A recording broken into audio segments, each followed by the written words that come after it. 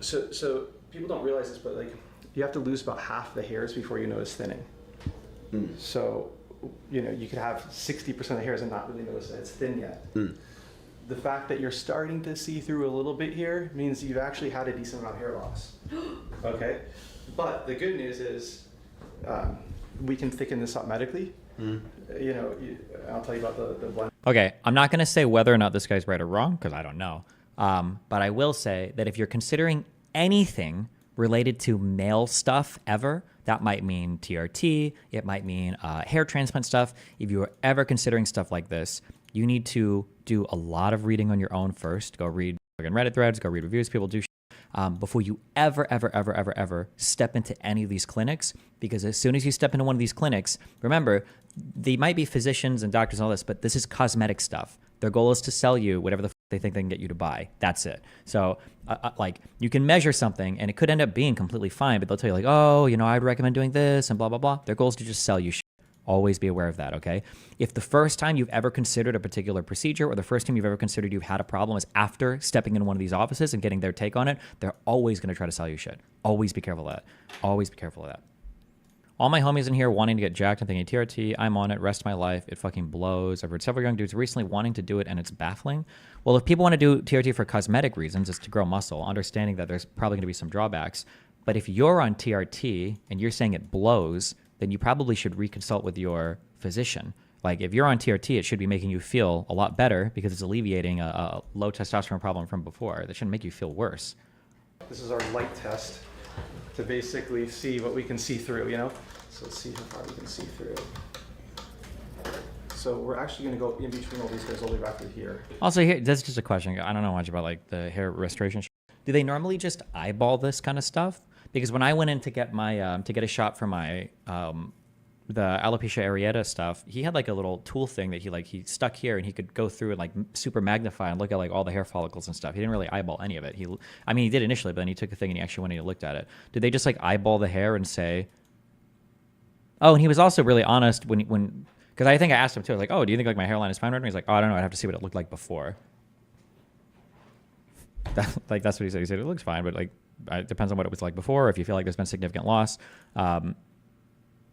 So the fact that this, but also there could be more stuff happening off video that I haven't seen, and they've already done consultations and stuff. I imagine actually he's probably already done a consultation if he's coming in now for a procedure. So yeah. So he said in the video they spoke the day before about his hairline. Damn. Okay. Do you think it's better for removing the stigma around hair transplants, or do you think this does more to demonize natural hair loss? I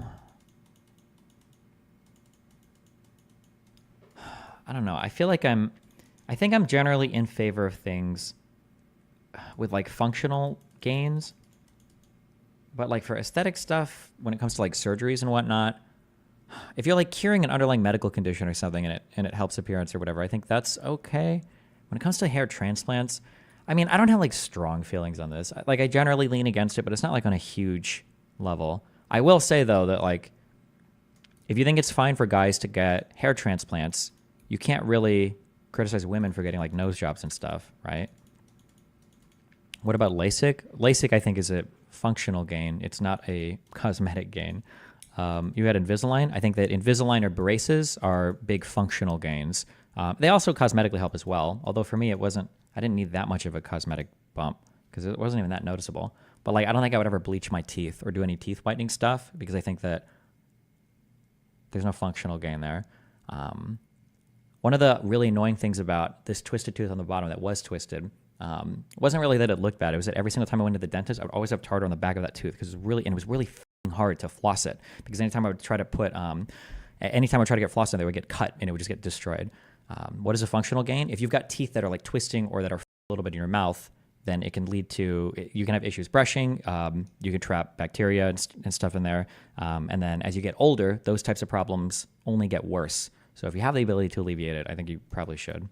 Would you only do something for a functional gain? Probably not. I doubt that would be the case. I think I would have to think a lot about it. Because I feel like I used to have like a blanket opposition to it, but the more that I think about it, the more I feel like there are other factors at play that I'm just not aware of, that I haven't considered. Like for instance, I feel like hair transplant is is pretty extreme. That feels like almost on the level of, would I say rhinoplasty? That's probably a bit more extreme, but it's like approaching that level. However, let's say somebody says, so if somebody were to ask me, why do you think a hair transplant is like really extreme? My answer would probably be like, well, the idea that you're literally engaging in surgery to just like gain a cosmetic increase over what like a naturally aging person looks like, in my mind it just seems like a kind of a negative thing that's reinforcing a blah, blah, blah. That would be like my answer. But then if the person said, okay, well, let's say it wasn't a hair transplant. What if there was literally one gel and you could just rub it one time across your head and your hair would be instantly restored to what it looked like when you were 20 years old? Would you be for it then? Intuitively, I feel like my emotions would change a lot. I'd be like, oh, it's just like one gel thing. Then sure, I guess it's not a big deal at all. Yeah.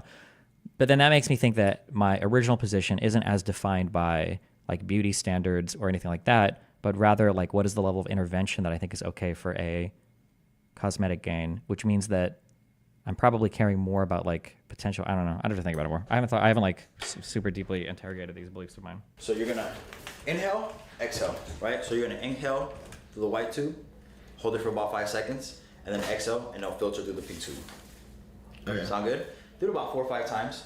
Oh wait, did they do general anesthesia for this?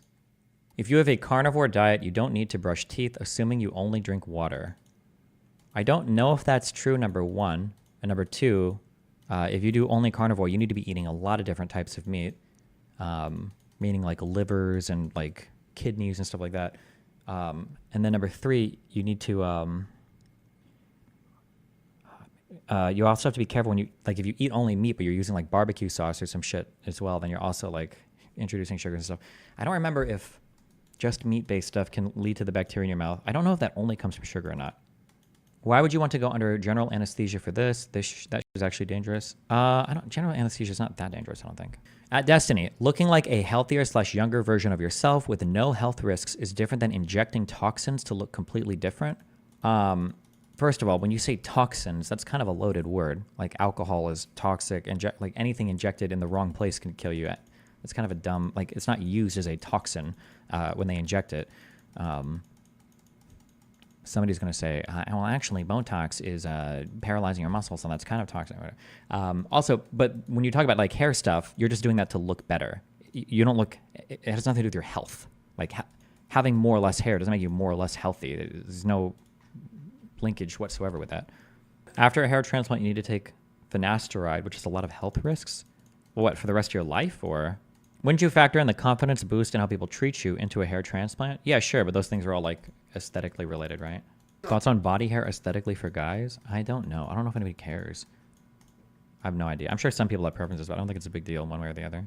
What's the difference between getting plastic surgery after getting mauled by a dog and getting a hair transplant after going bald? I don't know why, but I feel like intuitively, I don't have rules for any of this. Like I said, I haven't thought about this much. I feel like getting surgery after, like cosmetic surgery after like some debilitating event is a bit different than like natural aging. That's what it feels like, but.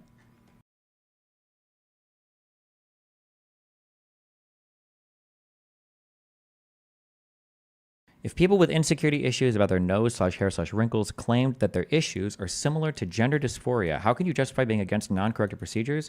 Because I think there are ways to have confidence if your hair is balding a little bit. There are plenty of people that do it, and there are people that get over that. I'm not aware of there being like a reliable way for people to get over gender dysphoria. I haven't heard of that.